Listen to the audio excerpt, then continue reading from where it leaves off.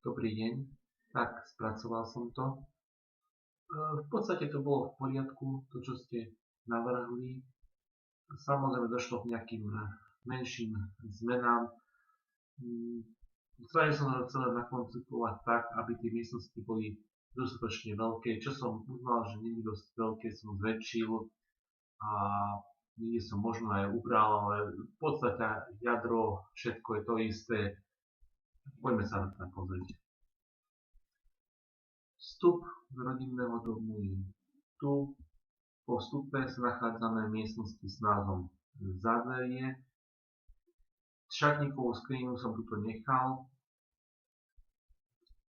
Tu je garáž, teda vstup do garáže som nechal tu, ľúbi sa mi to tá myšlienka cez tie tajné dvere, alebo ako tu mám povedať, cez tú skriňu, alebo skriňové dvere.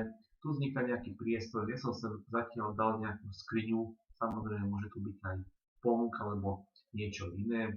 Tu som dal okná, do garáže zvykneme dávať okná väčšinou dve takéto pozdĺžné. Vždy je najprv šírka okna, potom je výška okna. Celé to je nastavené tak, aby sedelo na tie modulové rozmery tvárnic Helus. Tu je technická miestnosť. Nepochopil som, či do tej technickej miestnosti, či chcete aj nejaký výstup smerom von. Zatiaľ som dal vstup iba tajdo cez garáž. Tu bola pračka, sušička a vnútorná jednotka teplného čerpadla. Do tej detskej časti, tu je tá detská časť, jedna detská izba, druhá detská izba, napokon kúpeľňa. Kúpeľni je jedno, druhé umývadlo, lebo máme dve deti, aby naraz stíhalo záchod a napokon baňa. Okno som tu dal také, že vyššie, tu vidieť na tých predbežných vizualizáciách, preto vyššie, aby tam tu tak pekne architektonicky vlastne sedlo. Dobre, tu je spoločenská časť, obývacia izba, jedáleň, kuchyňa. Tá jedáleň môže byť tu, ten jedálenský stôl môže byť aj túto samostatne ako priestor, tam je fakt neurekom dosť. Kuchyňskú linku som dal zatiaľ takúto L-kovú, v podstate to je jedno a ide skôr o to, že kde budú tie zariaďovacie predmety, aby sme vedeli nastaviť vodu, elektrika, zase elektriku a podobne. Predbežne chladnička s mrazničkou, tu je rúra s mikrovlnkou, tu je prechod do tej špajze, elektrická varná doska alebo indukčná platňa, dres s umývačkou riadu. Tu je prechod do špajze. V tejto miestnosti som troška zväčšil na hĺbku, nakoľko to tak vychádzalo samozrejme, ako technická miestnosť sa mi zdala byť príliš malá. Okno tu som dal také pozdĺžne, dal som tuto v jednej vizualizácii, som dal také, že medzi linkové skrinky. Samozrejme, ak chcete iné, môžem dať, ale veľké okno sa nemôžeme dať, lebo táto strana som nazval, že to je tá mŕtvá strana, to znamená strana bez okien alebo maximálne s malými oknami. Tým pádom vypadáva aj tá myšlienka, že sem dať osvetlenie. To znamená, tento priestor určite tu bude nejaký bez svetla. Vieme to doplniť buď nejakými hore svetlíkmi, že by sme dali na strechu, samozrejme to o peniazoch, ale všetko sa dá.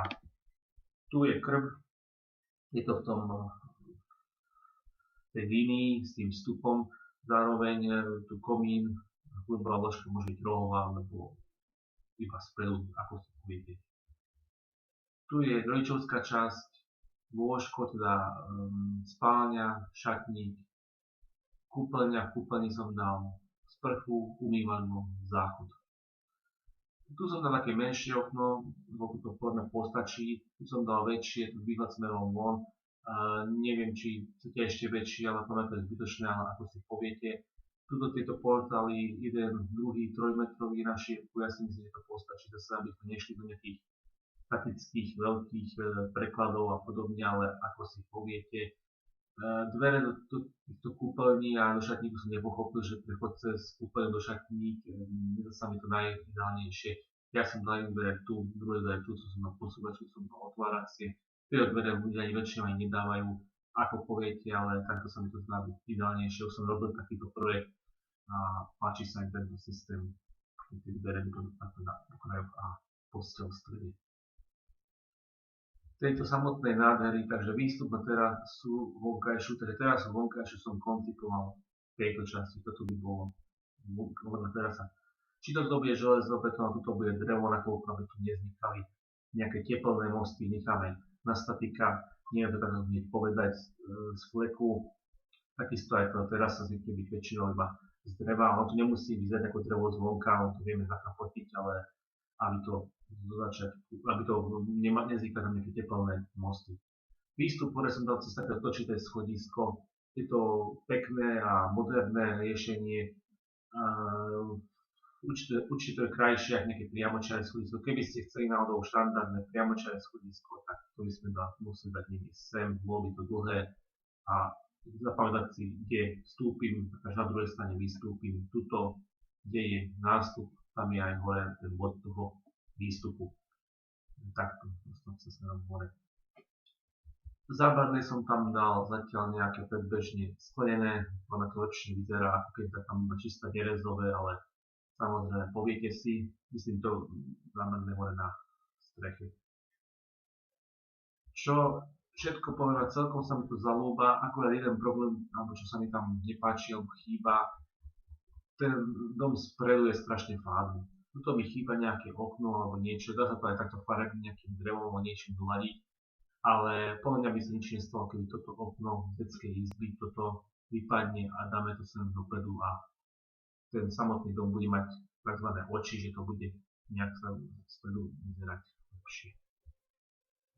Neviem, či som na niečo zabudol, pozrite sa na to. Celkové rozmery sú, aké sú, je to nastavené na pevné múrivo a aby mi to nejako vychádzalo. Samozrejme, poďte sa na to, keď bude treba upraviť. Dajte vedieť. Pekný deň.